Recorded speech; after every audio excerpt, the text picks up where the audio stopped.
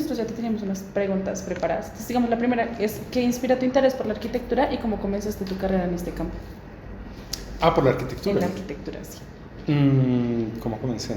Pues, bueno, hay una anécdota de niñez y es que yo tenía Estralandia y tenía Lego de niño y yo construía ciudades debajo de mi cama y llenaba el cuarto de ciudades. Entonces, mi mamá siempre llegaba a decir, bueno, toca recoger porque hay que aspirar, y apenas entonces se recogía todo, se aspiraba y después volvía a llenar todo el cuarto de ciudades. Entonces siempre, pues, digamos que una anécdota de niñez es como, siempre estuve relacionado con la idea de construir, ¿no? Como algo, edificar es como una relación muy interesante con la arquitectura que siempre ha estado presente. Eso pues desde la niñez.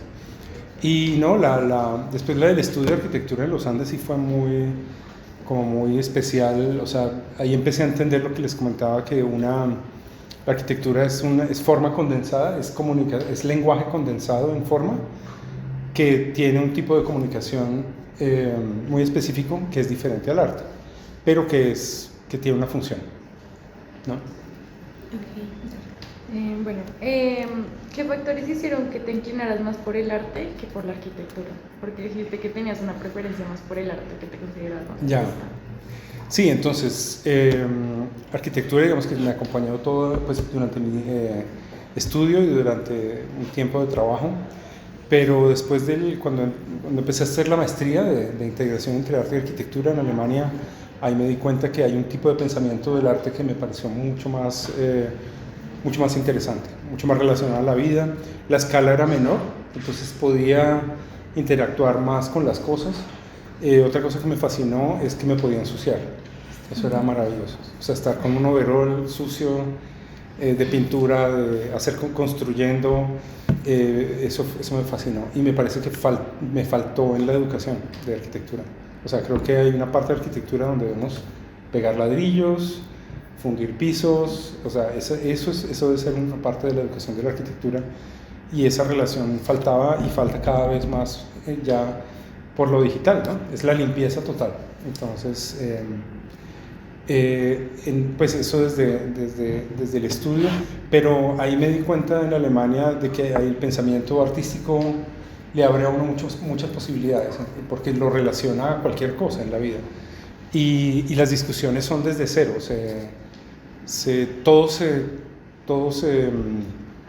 todo se pone en tela de juicio en arte, siempre.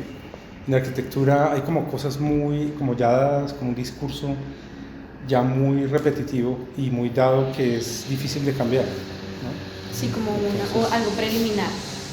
Hay algo, no, es un discurso Como estandarizado. Estandarizado, uniformizado, que tienen los arquitectos. Claro, la formación tiene una deformación, ¿no? Y la especialización tiene el problema que uno se pierde del resto del mundo. Entonces, creo que el arte está mucho más abierto en ese sentido, ¿no? Y entonces empezaste a ejercer, o sea, cuando saliste de la universidad, ejerciste, o sea, no llegaste a ser dibujante, o cómo fueron esos 3 años antes de irte a Alemania. Antes de ir a Alemania. No, yo terminé mi estudio. Bueno, hubo algo importante, y es que hice un semestre de intercambio en Copenhague. En esa época había muy poquitos países de intercambio.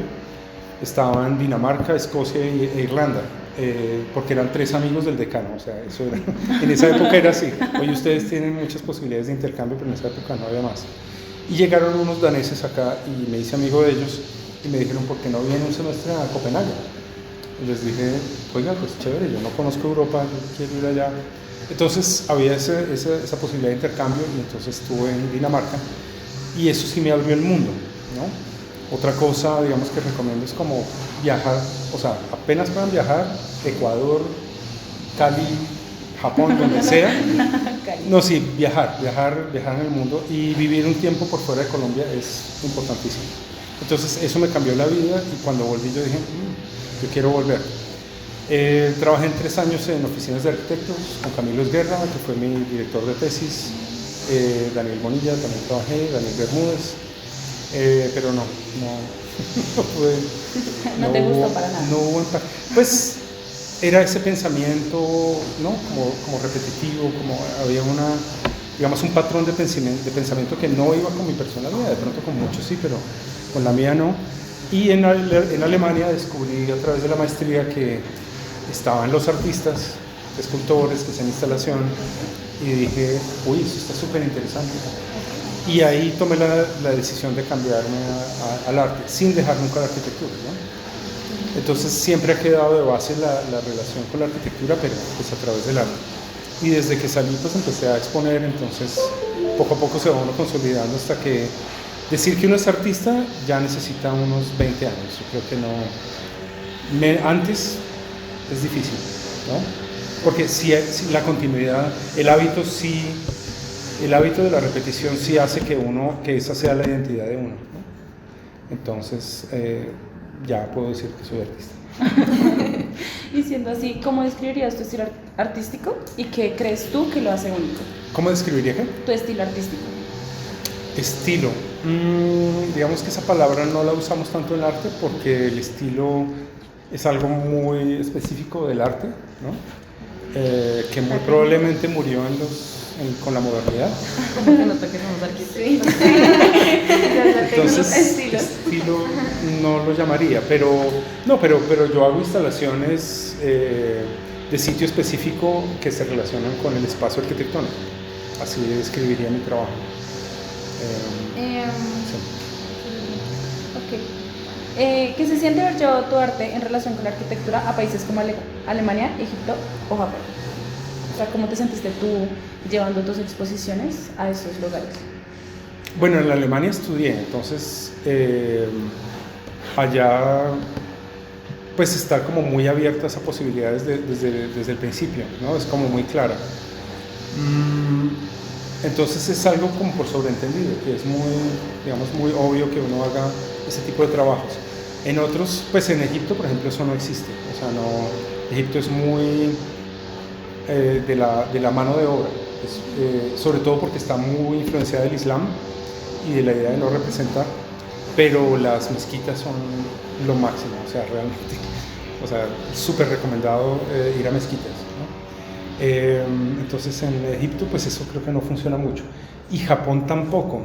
Japón es un sitio que tiene un pie en el siglo XXII y tiene un pie en el siglo XII. Pueden estar en el Shinkansen ahora, pero es un pensamiento samurái, es un pensamiento premoderno.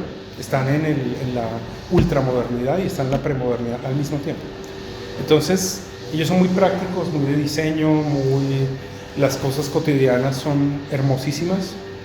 Y no hay mucho espacio para el arte y para la instalación, entonces en ese sentido no veo muy difícil eso. Hay excepciones, Yayoi Kusama, por ejemplo, la japonesa, pues es una excepción que hace instalaciones. Hay otros, pero no creo, es más como europeo, norteamericano, más como de ese lado. Y aquí, digamos que estamos relativamente bien, ¿no? Relativamente bien. Ya para finalizar la pregunta. Como artista, ¿qué piensas sobre la reinterpretación de tus obras? ¿Piensas que la reinterpretación? Reinterpretación. ¿Piensas que las obras pierden su valor cuando se agrega otro significado o esa polivalencia interpretativa lo hace como la obra mucho más valiosa?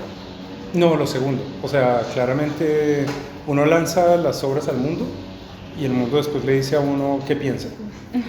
La ignora completamente, la destruye, la compra, la adora. Entonces, eso está abierto al mundo.